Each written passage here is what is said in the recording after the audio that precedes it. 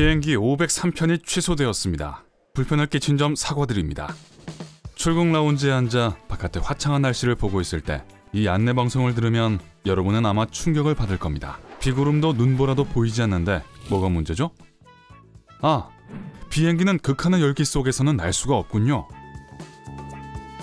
2017년 여름, 피닉스 스카이 하버 국제공항에서 50편의 비행기가 결항됐습니다. 게다가 연착된 것도 7편이나 됐어요. 이유는요? 기온이 펄펄 끓는 48도였거든요. 엄밀히 말하면 그 애리조나의 미친 열기는 대형 비행기에는 영향을 미치지 않았습니다. 보잉 747이나 에어버스 A320 같은 것들은 52도에서도 이륙할 수 있거든요. 이 첨단 기술의 시대에 이례적으로 날이 더워서 항공여행이 중단될 수 있다는 건 좀 이상해 보이는데요. 폭격기 같은 소형 제트기가 47도를 넘을 때 열기를 참을 수 없는 이유는 사실 비행 자체의 특성 때문입니다. 모든 출발 전에 조종사들은 공기의 온도, 습도, 고도, 활주로의 길이, 기타 여러 중요한 정보들을 얻습니다. 시스템은 이 데이터들을 처리해 최적의 이륙 속도와 추진력 등을 계산하죠. 하지만 특정 한계를 넘어서는 데이터를 계산하는 것은 불가능합니다. 그러한 한계 중 하나가 엄청난 고온이고요. 이제 그것을 이해하려면 우선 무엇이 비행기를 날 수 있게 하는지를 알아야 합니다. 힌트를 좀 드리자면 마법의 요정 가루는 아니에요. 답은 공중으로 들어올리기 충분한 양력을 생산하는 능력입니다. 양력이 없다면 비행기는 이륙해서 공중에 머무를 수 없을 겁니다. 그렇다면 이 양력이라는 건 어디서 오는 걸까요? 이 모든 건 날개와 이 날개가 공기 움직임의 방향을 어떻게 바꾸도록 설계됐는지와 관련돼 있습니다. 날개는 공기 입자와 충돌해 입자를 아래로 밀어내립니다. 하지만 이 고집스러운 작은 공기 분자들은 강제적인 방향 수정에 저항해서 곧바로 다시 올라가죠. 공기 입자들이 이러한 변화에 저항하기 때문에 날개 밑면의 압력이 더 높습니다. 날개 위로는 압력이 낮게 유지되고 있고요. 이 압력의 차이가 양력을 만들고 비행기를 하늘로 밀어내죠. 비행기가 떠있기 위해서는 날개 밑의 압력이 높게 유지되는 것이 중요합니다. 조건이 맞으면 양력을 만드는 것은 물론 유지에도 문제가 없어야 하죠. 그 공식에 뭔가가 맞지 않으면 비행기는 좀처럼 이륙하지 않을 겁니다.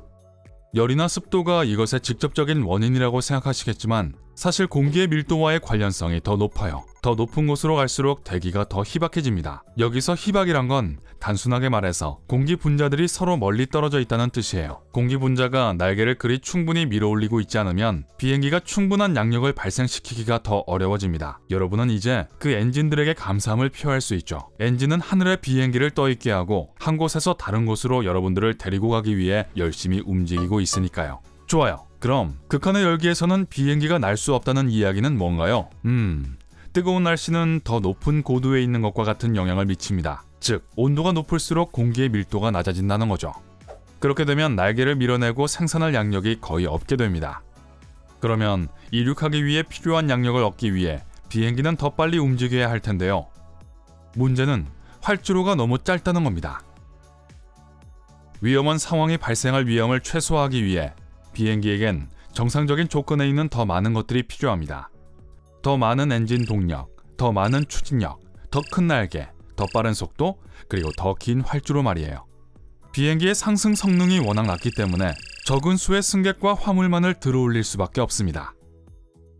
외부의 온도, 공항의 고도 및 활주로의 길이는 이 수치가 얼마나 감소할지에 영향을 미치는 세 가지 요인들이죠. 대부분의 작은 비행기들의 경우 비행을 줄여야 할 뿐만 아니라 비행 스케줄을 변경해야 합니다. 이륙하려고 시도하는 것만으로도 너무 위험하기 때문이죠. 공기 밀도가 낮은 게 극도로 뜨거운 날씨의 주요 문제이긴 하지만 그뿐만이 아닙니다. 기내에 전자제품 같은 항공기 부품들이 과열될 수 있고 밀봉된 부분들이 부드러워지거나 녹을 수도 있고 착륙하는 동안 브레이크의 온도도 상승할 수 있고 기내 냉각 문제도 생길 수 있어요. 많은 것들이 미친 듯이 더운 온도에선 고장이 날 수 있죠.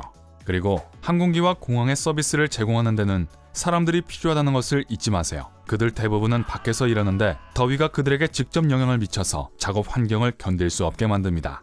물론 높은 기온으로 인해 운항 스케줄과 승객들의 계획이 엉망이 된 공항은 피닉스 스카이 하버뿐만이 아닙니다.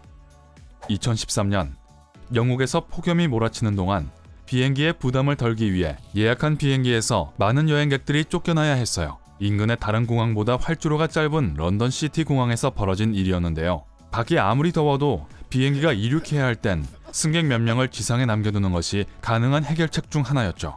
다른 가능한 선택 사항으로는 화물을 줄인다든가 연료를 가득 채우지 않은 채로 이륙했다가 나중에 서늘한 곳 어딘가에서 언제든 연료를 다시 주입한다든가 하는 것들이 있었습니다.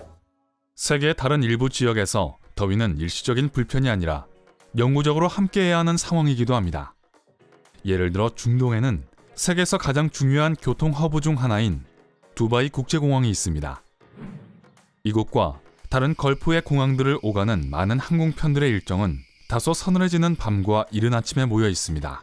지역 항공회사들도 보통 고온에 견딜 수 있는 대형 비행기와 함께 일을 하죠. 이제 일부 항공기들이 극한의 더위에서 이륙할 수 없는 이유는 분명해졌지만 추위는 어떨까요? 너무 추워서 날 수 없는 경우가 있을까요? 오히려 비행기는 날씨가 추운 걸 더 선호합니다. 결국 비행기는 1000m 상공에서 순항하도록 설계되어 있고 그러한 고도는 이가 딱딱 부딪히는 섭씨 영하 50도로 알려져 있습니다. 그래서 기술적으로 혹하는 공중에서는 문제가 되지 않아요. 하지만 비행 준비를 더 길고 더 복잡하게 만들 수 있습니다.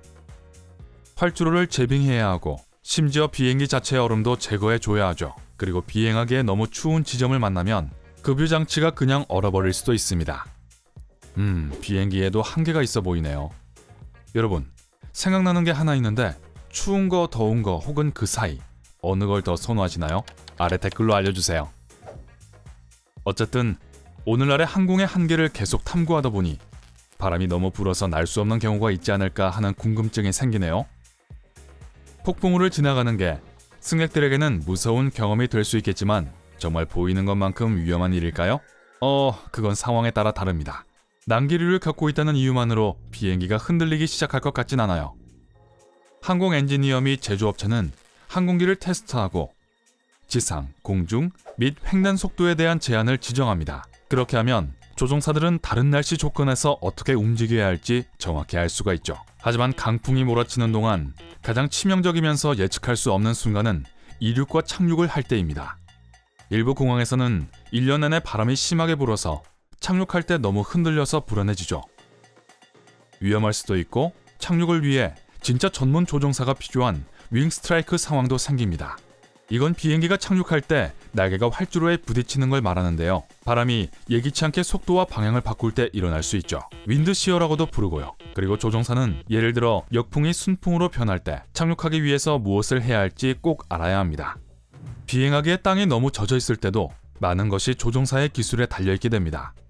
폭우가 내리면 보통 착륙 시 문제가 되는데요. 활주로는 물이 그 위에 남아있지 않도록 설계되어 있어요. 하지만 혹시나 물이 남아있게 되면 조종사는 지상에 물이 얼마나 있는지에 따라 착륙 속도와 거리를 조종해야 합니다. 수막 현상은 습한 날씨에 일어날 수 있는 가장 위험한 상황입니다.